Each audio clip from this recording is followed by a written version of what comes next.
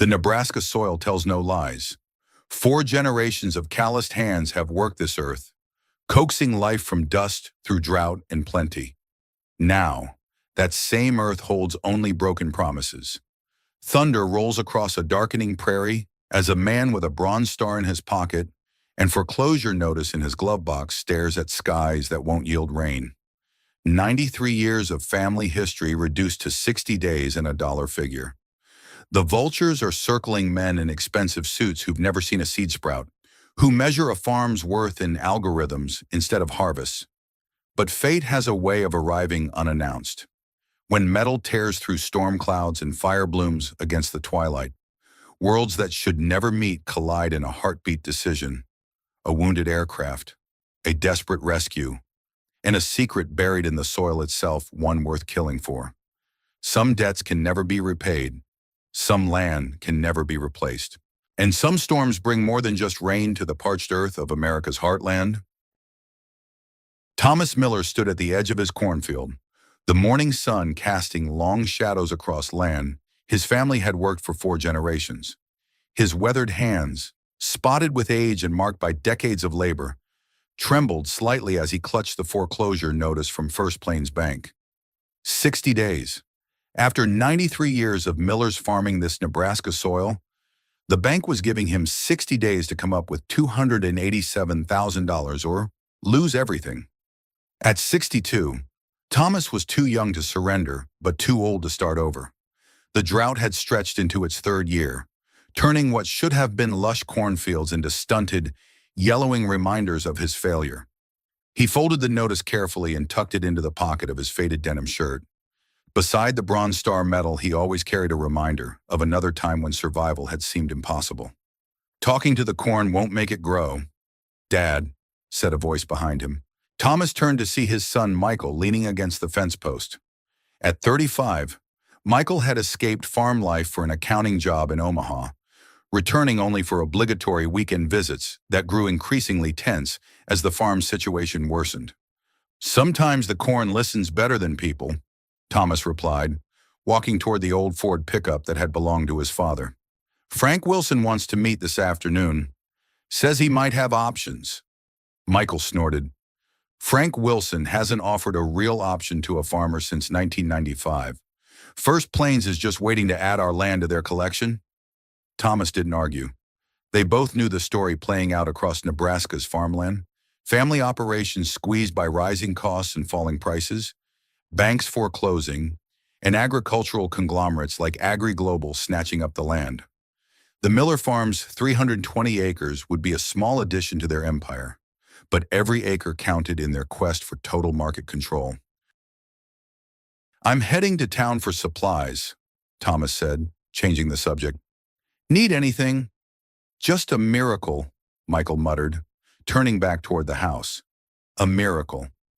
Thomas started the truck, wincing at the familiar pain in his left knee, a souvenir from a landmine outside Da Nang in 1970.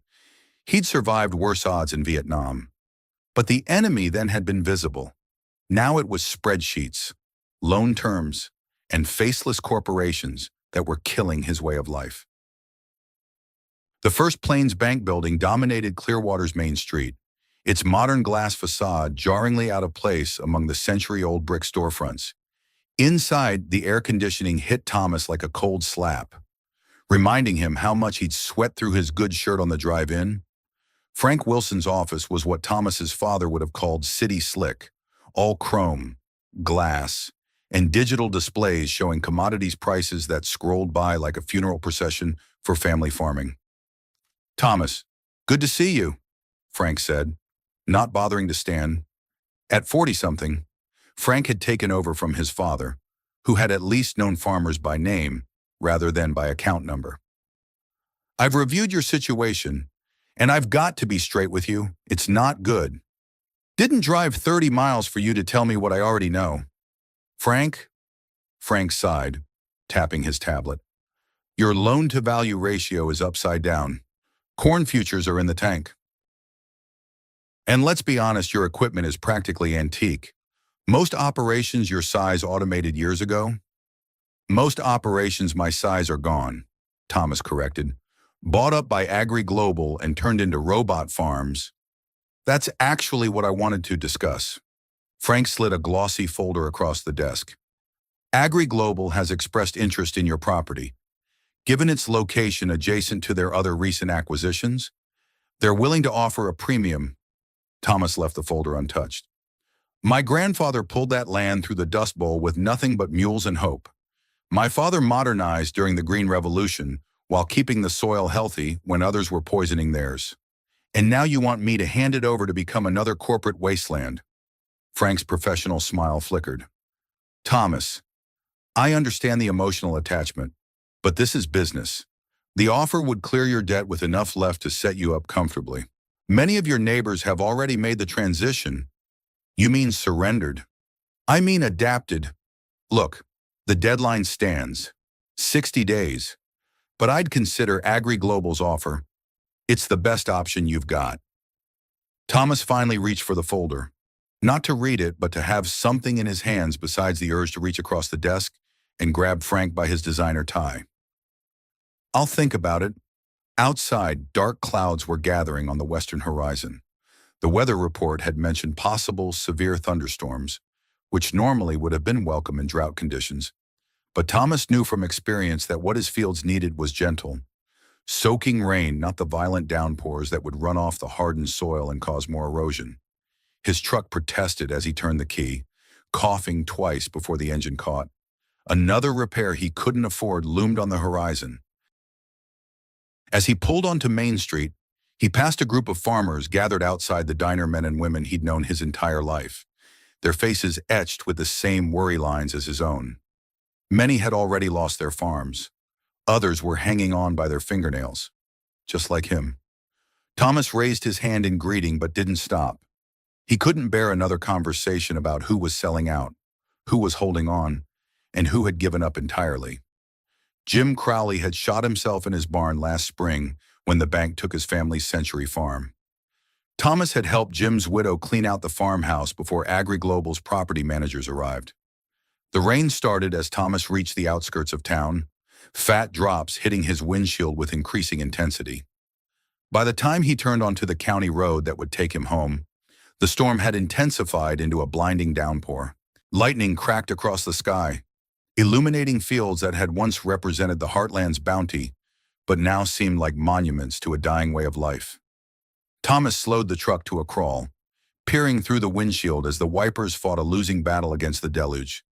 The radio crackled with a severe weather warning flash, flooding possible in low-lying areas, wind gusts up to 60 miles per hour.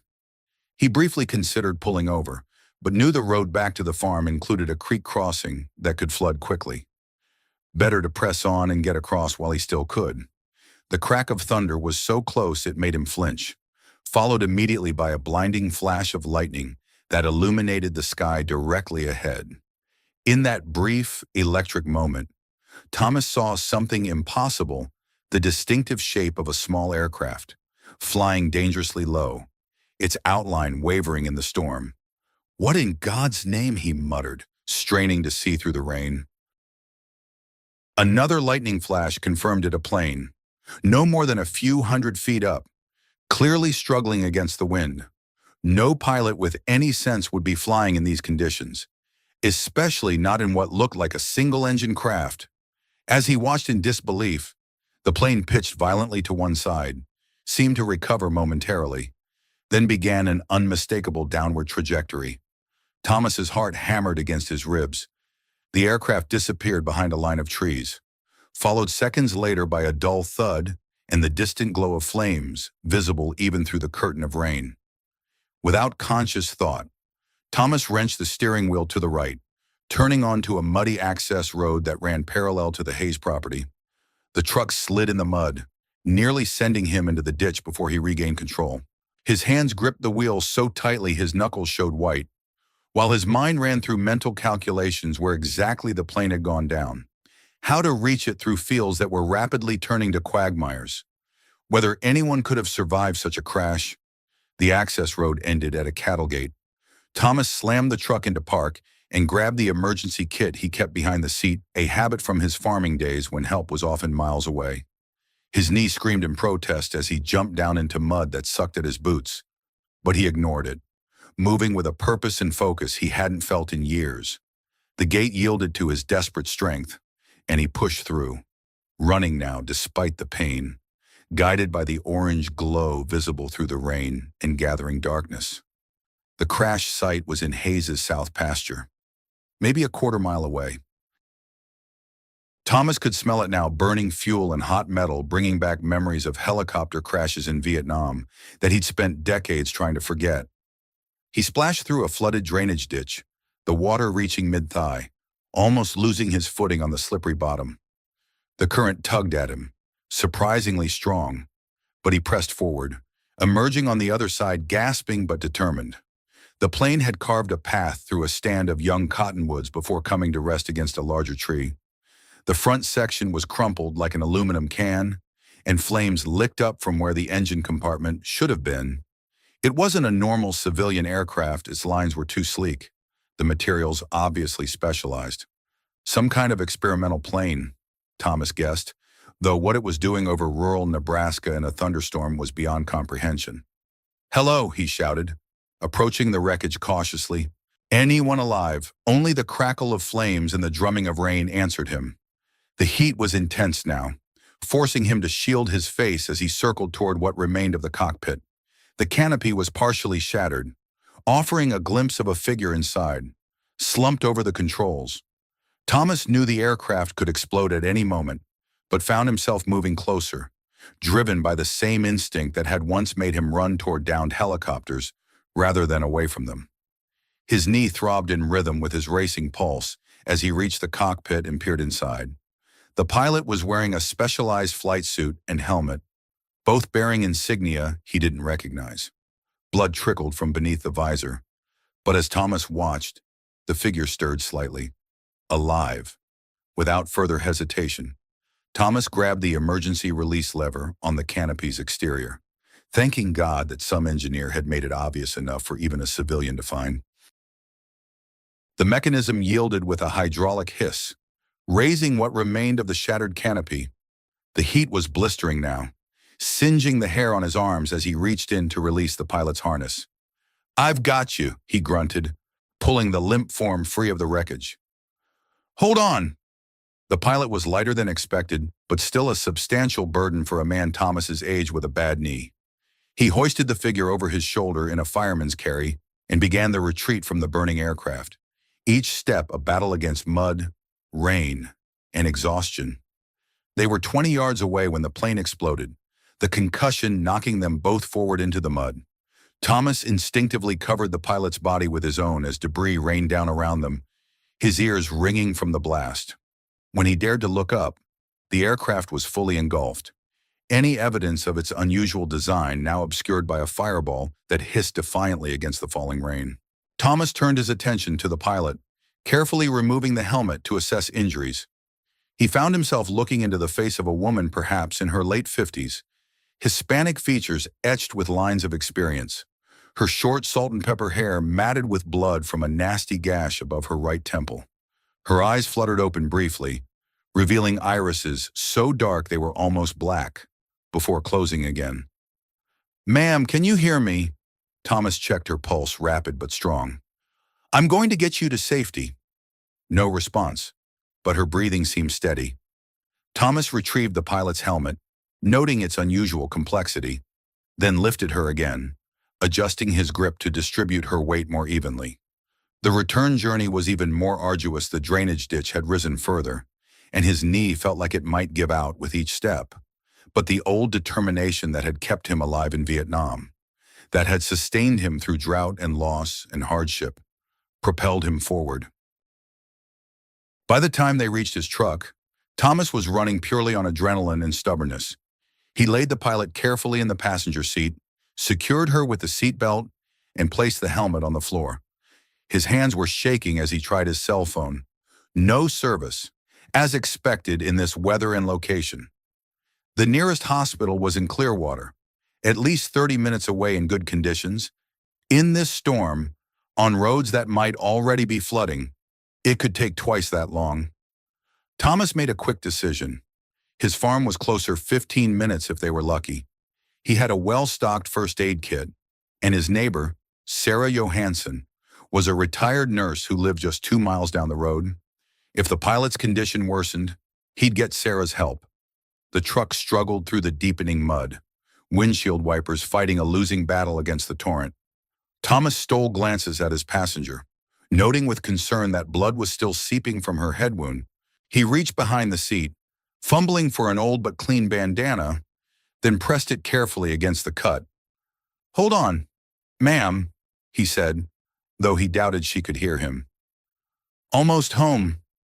The woman stirred slightly, mumbling something incoherent before lapsing back into unconsciousness. Thomas pressed harder on the accelerator, pushing the old truck to its limits despite the treacherous conditions. His grandfather's voice seemed to echo in his mind. "A miller never leaves someone in trouble. Not in a blizzard, not in a drought, not ever." The creek crossing loomed ahead, illuminated by a flash of lightning that revealed a sight that made Thomas's heart sink.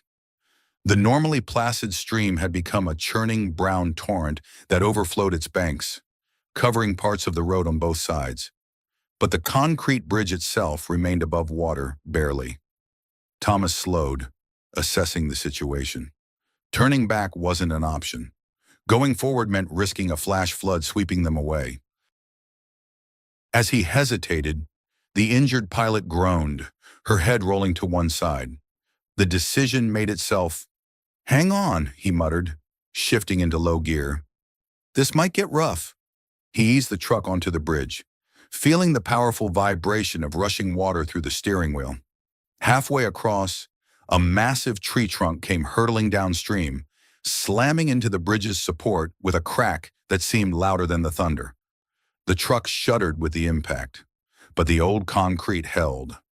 Thomas kept his foot steady on the gas, eyes fixed on the far side, until finally they were across and climbing the slight incline to safer ground. The relief was short-lived.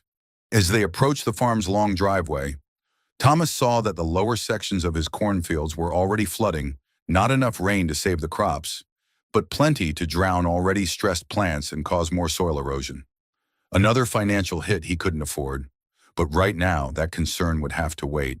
The farmhouse appeared through the rain, a 2-story white clapboard structure built by his grandfather in 1930, expanded by his father in the 60s, and maintained by Thomas through increasingly lean years.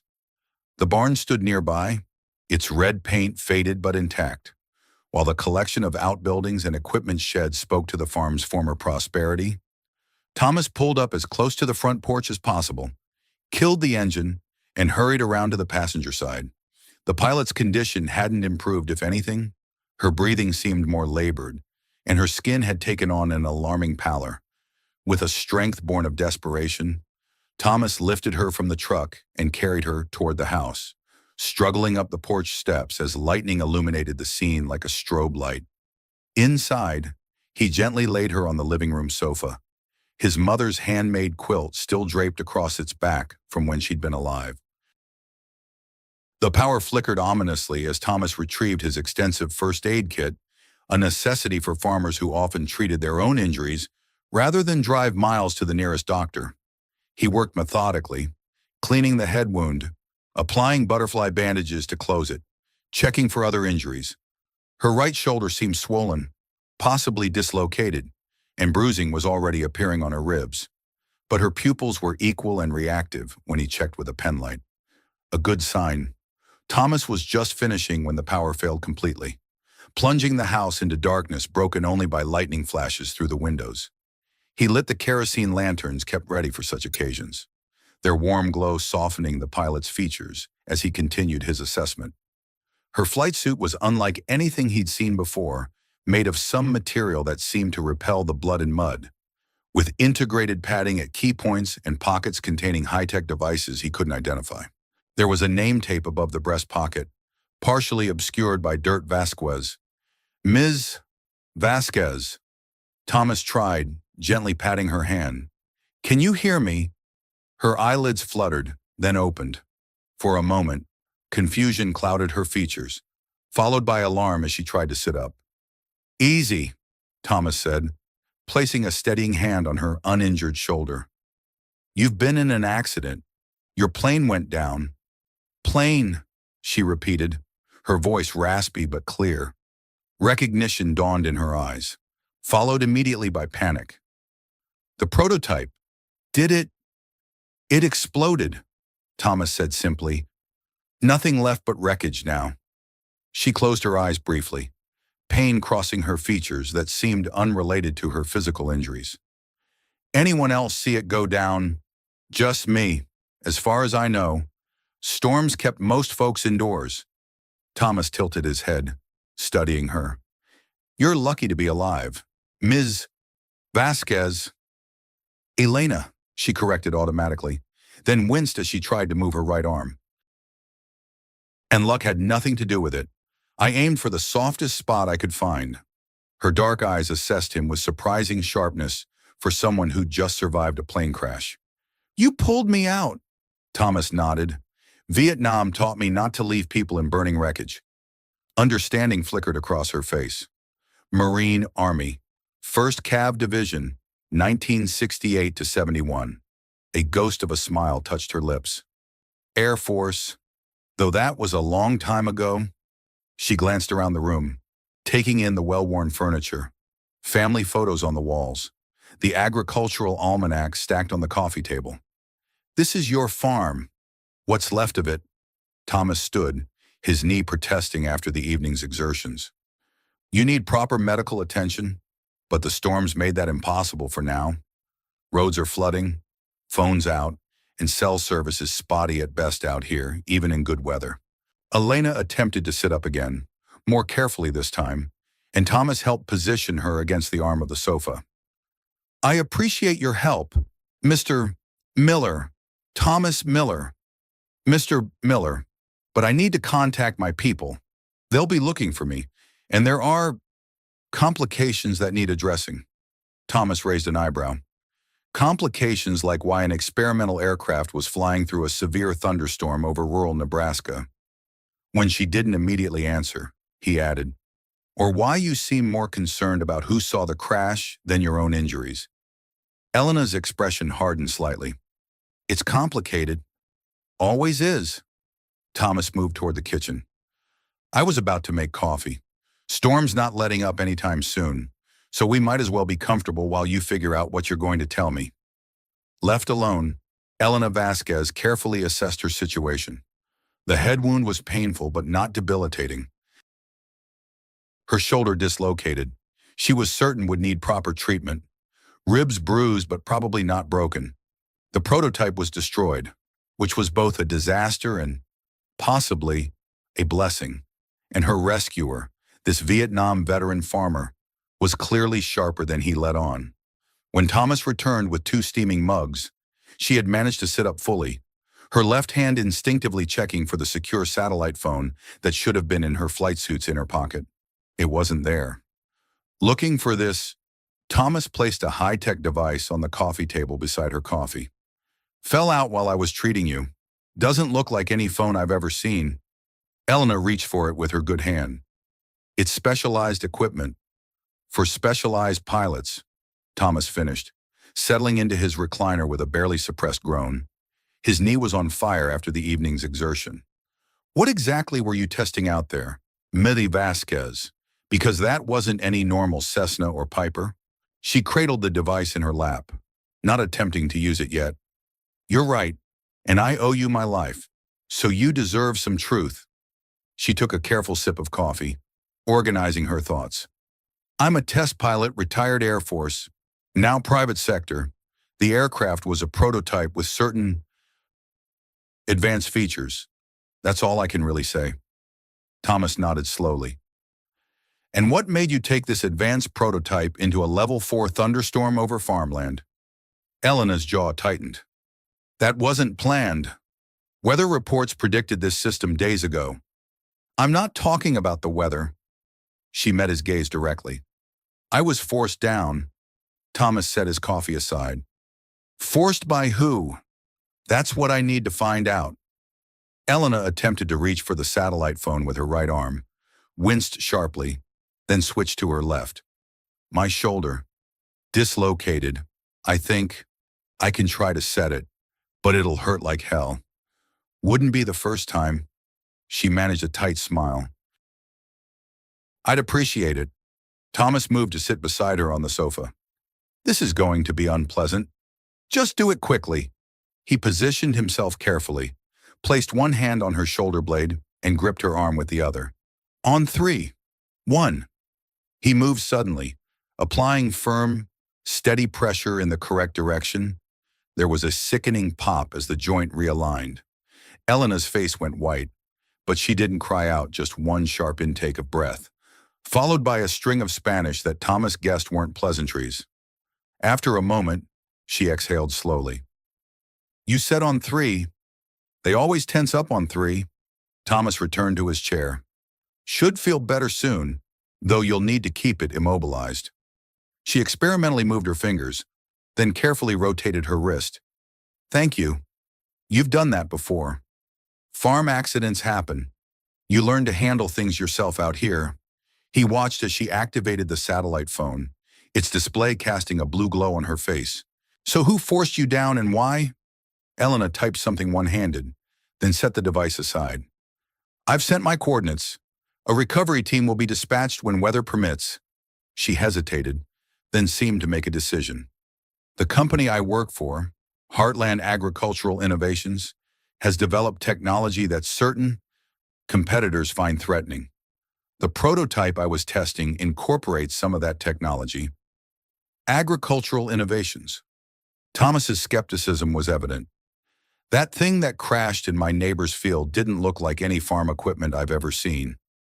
Modern agriculture is more than tractors and combines. Mr.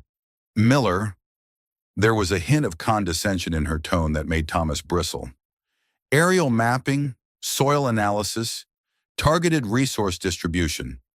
The future of farming is as much about information technology as it is about turning soil. So I've been told, right before being informed that family farms like mine are obsolete. Thomas leaned forward, elbows on knees. Which company were you running from Agri Global? Elena's slight flinch told him he'd hit the mark. You're familiar with them. They're buying up every foreclosed farm in the county, including mine. If the bank has its way, Thomas's voice hardened. So forgive me if I'm not particularly sympathetic to corporate agricultural warfare landing in my backyard. A flash of genuine surprise crossed Elena's face. Your farm is in foreclosure. 60 days and counting. Thomas gestured vaguely toward the window, where rain continued to lash against the glass. 3 years of drought, falling prices, rising costs. Same story playing out across the Midwest. The family farm is dying.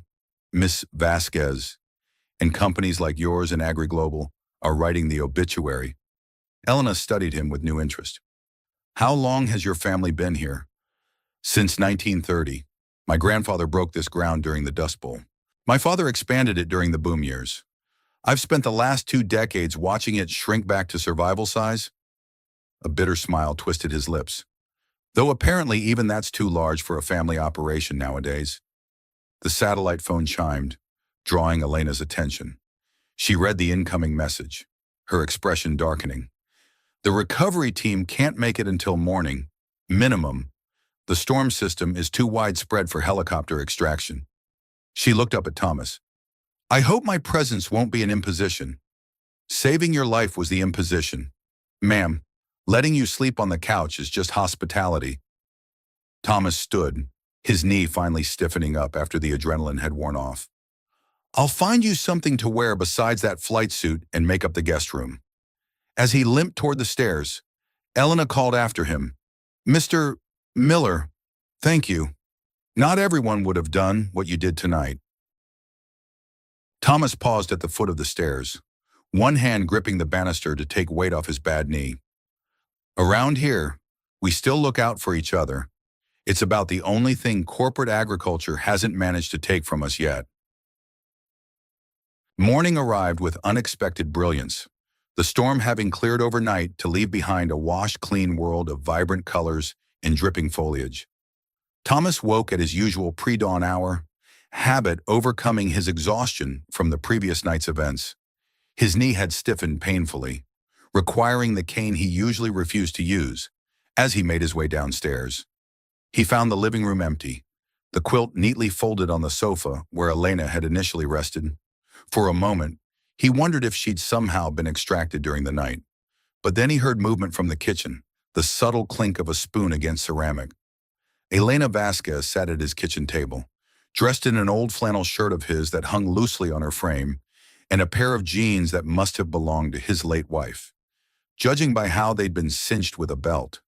Her injured arm was supported by a makeshift sling fashioned from what looked like a dish towel.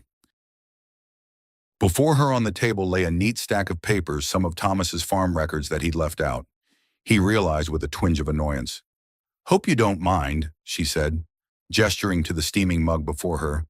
"Coffee maker seems straightforward enough to operate one-handed." "Help yourself," Thomas replied, reaching for his own mug from the cabinet. "Though I see you already have." Elena had the grace to look slightly abashed as she pushed the farm records aside. Professional curiosity. 40 years of soil composition data is actually quite valuable. You know, not valuable enough to stop the bank from foreclosing, apparently. Thomas poured his coffee and lowered himself carefully into the chair opposite her. "Your people coming soon?" She nodded. "Weather's clear enough for helicopter extraction. They'll be here within the hour." She studied him over the rim of her mug. "Your knee is worse this morning. Old injuries complain when overused. Nothing new." He gestured toward her makeshift sling. "Shoulder. Better than expected, thanks to your field medicine." Elena set down her mug, her expression becoming more serious. "Mr. Miller, before my team arrives, I want to compensate you for your assistance in any inconvenience the crash may have caused." Thomas waved dismissively. "Not necessary." "I insist." She reached into the flight suit, which was draped over the back of another chair, and extracted a slim wallet. "I'm authorized to provide immediate compensation for—" "I said no," Thomas interrupted, an edge creeping into his voice. "I didn't pull you out of that wreckage for a reward." Elena studied him for a moment, then returned the wallet to her flight suit. "As you wish, but my company will still need to document the incident and ensure there are no lingering concerns." "You mean make sure I don't talk about the top-secret aircraft that crashed on my neighbor's property?" Thomas's smile didn't reach his eyes. "Don't worry, Ms. Vasquez. I've kept government secrets for 50 years. One more won't make any difference." A faint expression of surprise crossed her features. "You're not what I expected, Mr. Miller. Funny, I was just thinking the same about you." Thomas took a long sip of his coffee, then set the mug down deliberately. "Corporate test pilot with military background, flying experimental agricultural technology that AgriGlobal wants badly enough to force you down in a storm, and now you're sitting at my kitchen table, reading through farm records that I'm guessing are more interesting to you than you're letting on." Elena's posture shifted subtly, a defensive reaction that confirmed Thomas's suspicions. "As I said, professional curiosity." "Uh-huh." Thomas leaned back in his chair. "Let me make an educated guess. Heartland Agricultural Innovations isn't just worried about AgriGlobal stealing your technology. You're worried about them controlling the entire agricultural sector, small farms included."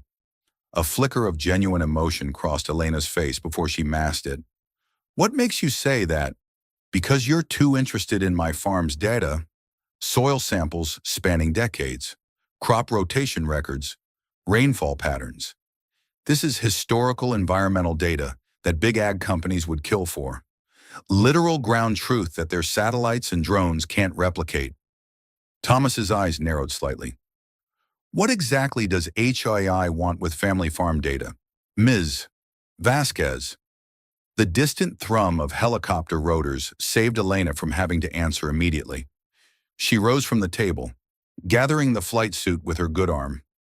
"That would be my extraction team, Mr. Miller." "Save it," Thomas said, not unkindly.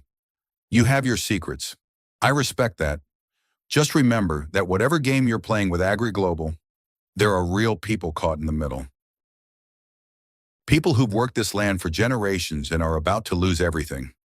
Elena hesitated, then nodded once, a gesture that seemed to acknowledge more than his words alone. I understand, and thank you again. Not everyone would have done what you did last night.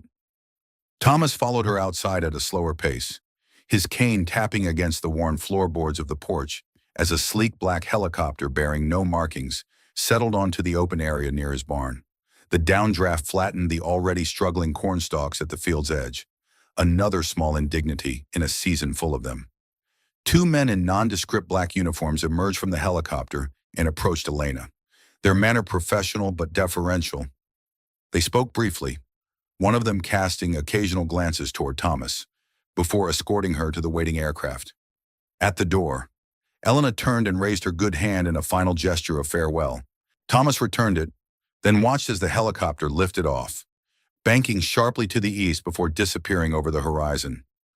Only after it had gone did Thomas notice something on the porch swing, Elena's satellite phone, deliberately left behind. Beside it was a business card, weighted down with a small stone.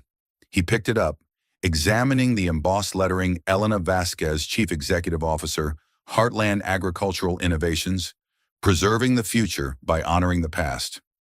On the back, handwritten in a precise script, we should talk about your farm. 402-355-7842.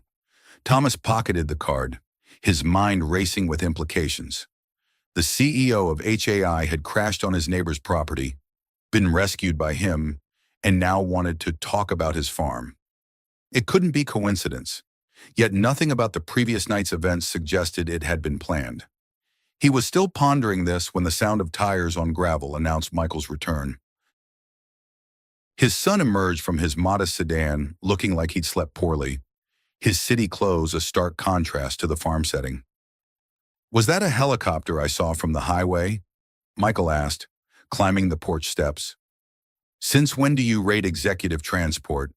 Long story, Thomas replied, not ready to share the details. Even with his son. Shouldn't you be heading back to Omaha? Thought you had meetings today? Michael shrugged. Took the day off. Figured after yesterday's bank meeting, you might need some help sorting things out. He gestured toward Thomas's cane, knee acting up again. Just overdid it last night. Nothing serious. Thomas tucked the cane under his arm, a small act of defiance against his own body's limitations. Coffee's on if you want some. Inside, Michael surveyed the kitchen, noticing the two used mugs and Elena's hastily vacated place at the table. You had company at 6 a.m. Like I said, long story. Thomas busied himself rinsing mugs at the sink. How's Diane and the kids? Deflecting as usual, Michael noted, but accepted the change of subject. They're fine. Josh is starting high school this fall, if you can believe it. Megan's looking at colleges. The conversation turned to safer topics: grandchildren, Michael's job, the upcoming county fair that would likely be Thomas's last as a participating farmer rather than a spectator. Neither mentioned the foreclosure notice directly, though it hung between them like an unwelcome guest. After Michael departed, promising to return the following weekend, Thomas found himself alone with his thoughts and the mysterious business card. The practical farmer in him said to ignore it. Corporate interests in his land could only complicate the inevitable. But the Bronze Star recipient, the man who'd run toward a burning aircraft rather than away from it, that man was curious. He pulled out his ancient flip phone, a source of constant teasing from Michael, and dialed the number on the card. It rang only once before being answered. Mr. Miller, Elena's voice came through with perfect clarity. I was hoping you'd call Miss Vasquez, Thomas replied, keeping his tone neutral. Or should I say CEO Vasquez? Elena is fine. There was a pause. I owe you an explanation. You owe me nothing, but I'm listening. Not over the phone. What I have to discuss with you requires more security than this line provides. Another pause. Would you be amenable to a meeting tomorrow? Perhaps, Thomas considered for a moment. The Double R Diner in Clearwater. Noon. I had something more private in mind. The information I'd like to share is sensitive. I'm sure it is, but I prefer neutral territory for first business meetings. Thomas's tone left no room for negotiation, especially with CEOs who crash experimental aircraft near my property and then develop a sudden interest in my failing farm. A soft chuckle came over the line. Fair enough. The Double R Diner. Noon tomorrow. I'll be there. She hesitated, then added, and Mr. Miller, you might want to bring your farm records. The complete set, if possible. Before Thomas could ask why, the line went dead. The Double R Diner had been a Clearwater institution since 1952, its chrome and red vinyl interior largely unchanged in the intervening decades. Thomas arrived early, selecting a booth at the back with a clear view of both the entrance and the emergency exit, old habits from Vietnam that had never quite faded. He'd brought a worn leather binder containing the farm's essential records, though he wasn't sure why Elena Vasquez would have any legitimate interest in them. Perhaps it was simply a corporate fishing expedition, looking for data points to feed into some algorithm, or maybe HAI was considering his property for purchase, another competitor to AgriGlobal in the race to consume family farms. The bell above the door jingled, and Thomas glanced up, expecting to see Elena. Instead, he found himself looking at Frank Wilson from the bank, accompanied by a tall man in an expensive suit that screamed, "Corporate executive?" Thomas sank lower in his booth, hoping to avoid a confrontation, but it was too late. Frank had spotted him. Thomas, just the man we were hoping to see. Frank's professional smile was firmly in place as he approached, the corporate man following in his wake. "This is Robert Chambers from AgriGlobal. He's very interested in discussing your property."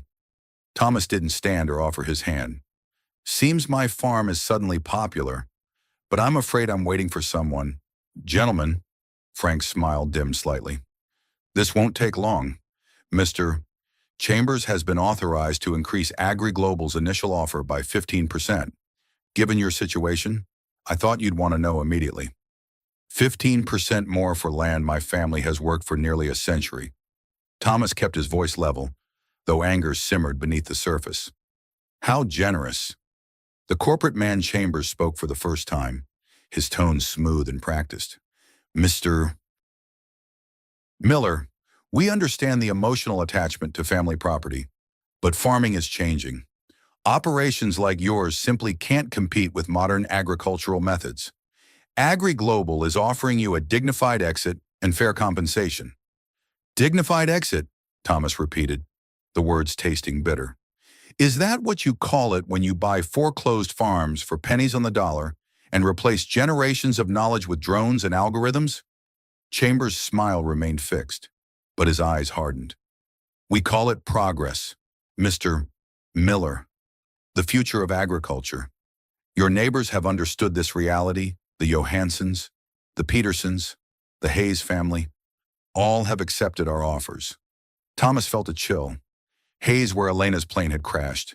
Had AgriGlobal already acquired that property? His thoughts were interrupted by the diner's bell jingling again. All three men turned to see who had entered. Elena Vasquez stood in the doorway, surveying the scene with a calculating gaze. Gone was the injured pilot in borrowed clothes. Today she wore a tailored business suit in deep blue, her short salt and pepper hair neatly styled, the cut on her forehead nearly invisible beneath expert makeup. Only the sling supporting her right arm gave any indication of her recent ordeal. Her eyes locked with Thomas's, then shifted to the two men standing beside his booth. Something flickered across her features. Recognition, perhaps, or wariness. She approached with confident strides. "Mr. Miller," she said, extending her left hand. "I hope I'm not interrupting." Thomas stood, accepting her handshake. "Not at all. These gentlemen were just leaving." He gestured to the leather binder on the table. "I brought those records you were interested in." Frank Wilson looked between them, confusion evident on his face. "Thomas, you didn't mention you had a meeting with—" "I'm sorry. I don't believe we've met." Elena Vasquez, she supplied smoothly. CEO of Heartland Agricultural Innovations. She turned her attention to Chambers, her expression cooling noticeably. And Robert Chambers. It's been a while.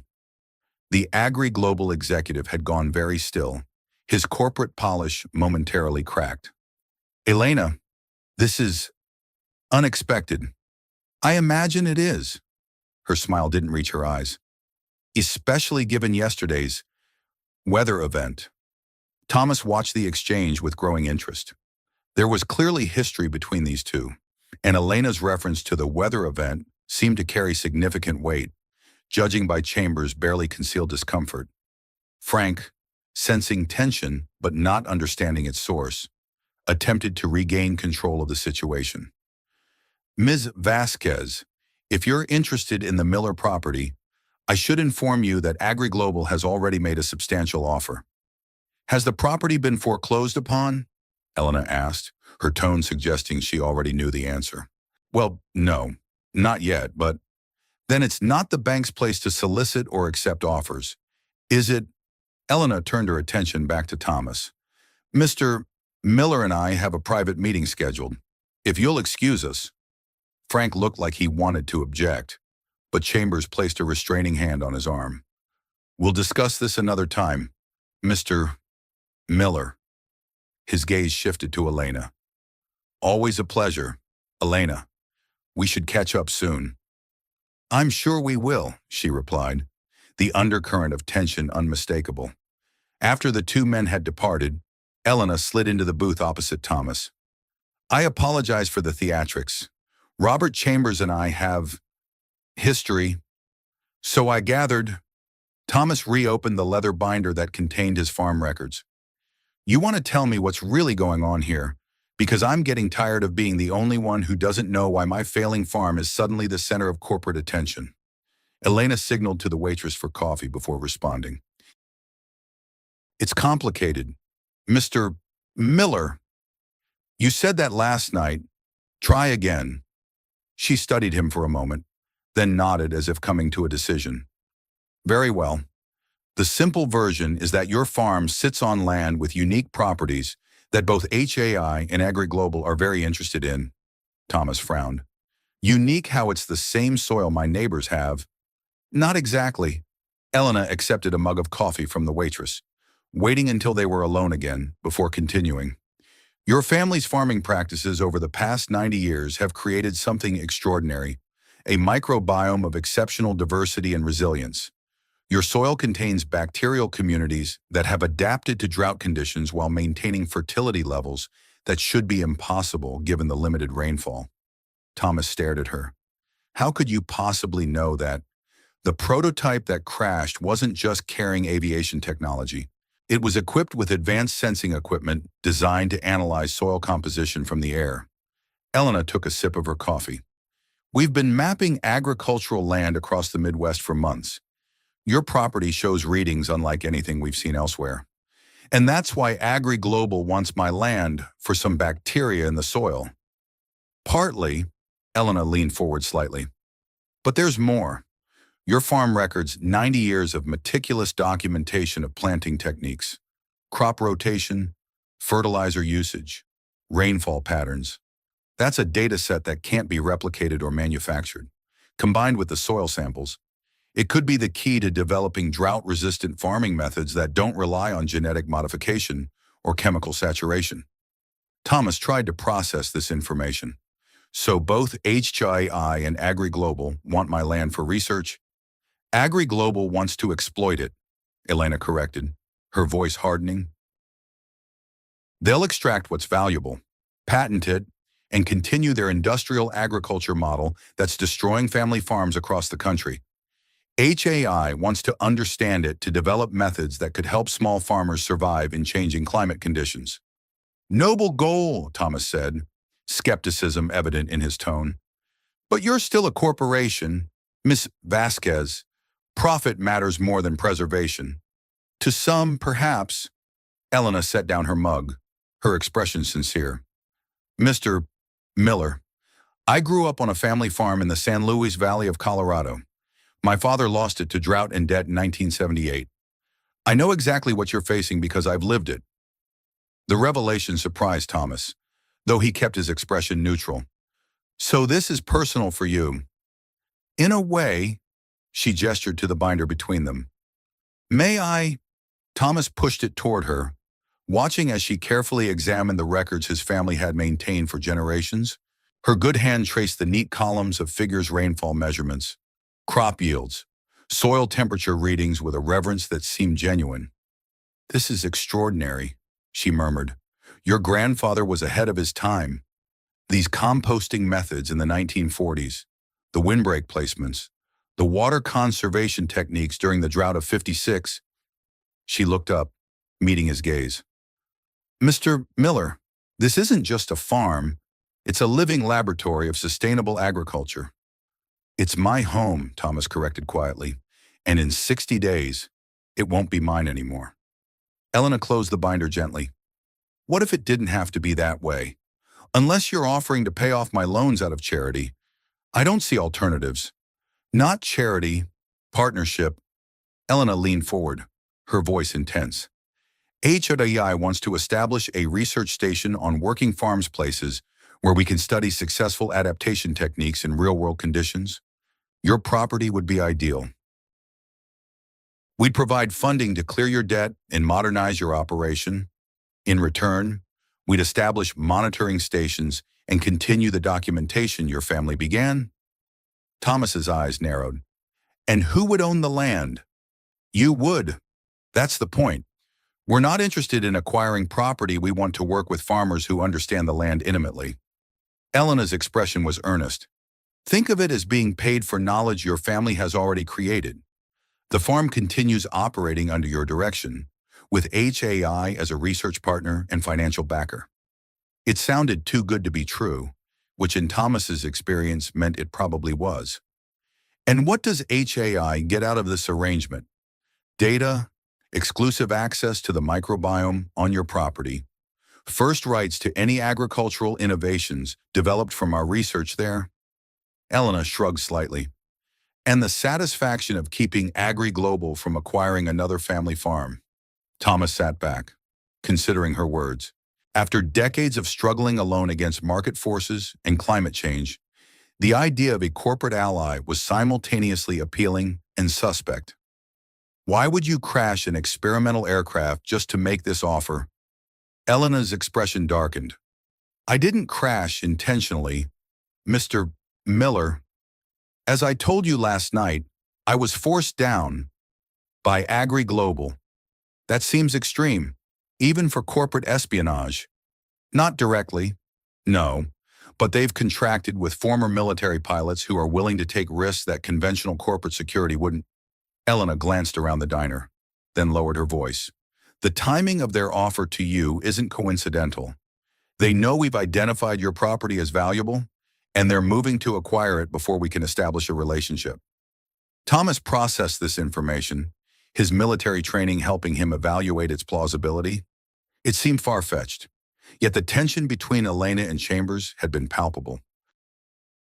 And the helicopter that had extracted Elena had certainly been equipped for more than standard corporate transport. Let's say I believe you, he said finally. What exactly would this partnership entail? Because I'm not interested in becoming a corporate showpiece some quaint farmer trotted out for photo ops while HAI runs the real operation. Elena smiled, the expression genuine this time. Quite the opposite. Your farming expertise is exactly what we value. The partnership would be structured as follows. HAI provides immediate funding to clear your bank debt and establish a 5-year operating fund. You continue farming using your traditional methods, but with access to HAI technology and support when you want it, we establish monitoring stations on your property and receive regular soil samples. All innovations developed using your land or data would provide royalties to your family in perpetuity. It sounded reasonable, perhaps even generous. Too generous. And if I decide to end the partnership, the debt clearance is a grant, not a loan. You'd keep ownership of your land regardless. Elena reached into her jacket pocket and extracted a slim folder. I've prepared a preliminary proposal for your review. Take your time examining it. Consult with a lawyer at our expense. If you wish. Thomas accepted the folder but didn't open it. Ms. Vasquez Elena, I appreciate the offer, but I've been farming long enough to know that if something sounds too good to be true, it usually is. A wise perspective, she acknowledged, which is why I'm not asking for an immediate decision. Review the proposal, ask questions, do your research on HAI. She produced a business card, a different one from what she left the previous day, this one with direct contact information. And I'd be happy to arrange a visit to our research facility in Lincoln so you can see our work firsthand. Thomas pocketed the card, his mind already racing with questions and possibilities. I'll think about it. That's all I ask. Elena glanced at her watch. I have another appointment, but before I go, she hesitated, then continued. Mr. Miller, regardless of your decision, AgriGlobal will continue pursuing your property, and they won't be as transparent about their intentions as I've been.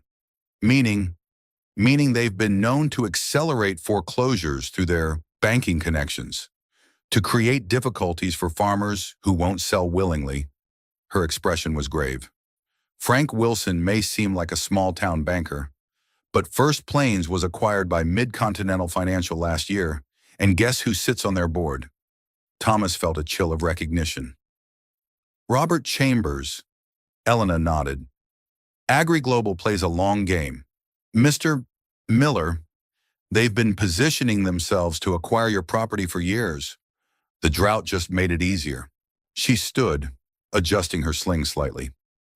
I'll be in touch. And thank you again for everything. As Thomas watched her leave, he was struck by the contradiction she represented: corporate power coupled with apparent idealism, technological advancement alongside respect for traditional methods. Could HAI truly be different from the agribusiness giants that had been devouring family farms for decades? Or was this elaborate offer just another path to the same destination, the end of his family's agricultural legacy? The leather binder containing generations of Miller family farming wisdom sat heavily on the table before him. Whatever he decided, Thomas knew one thing with certainty: the next 60 days would determine not just his future, but the legacy of nearly a century of Miller family stewardship of the Nebraska soil. And somewhere above his farm, invisible but ever-present, corporate interests circled like hawks, waiting for his decision or for his time to run out. The sun sets differently over Nebraska soil that has weathered both drought and destiny. Thomas Miller stands at the edge of his cornfield, bronze star in one pocket, partnership papers in the other, living proof that salvation sometimes arrives in wreckage. 4 generations of Miller wisdom now flow through digital sensors and international research stations, while ancient practices preserved by a stubborn farmer's hand reach laboratories around the world. The old barn still stands, weathered red paint now joined by solar arrays that power both tradition and innovation. Elena Vasquez visits less frequently now, her corporate battles keeping her in boardrooms more than fields. But when she returns, they walk the rows together, 2 survivors who found in each other's scars a map to something worth saving. Family farms continue to vanish across the heartland, swallowed by corporations with appetites larger than their understanding. Yet here, where an experimental aircraft once carved fire through storm clouds, something different grows, a testament to the value of knowledge passed through generations, to the power of standing your ground when the sky itself seems to be falling. Perhaps this is what the land has always whispered to those patient enough to listen, that in the space between what we inherit and what we create lies the truest meaning of home.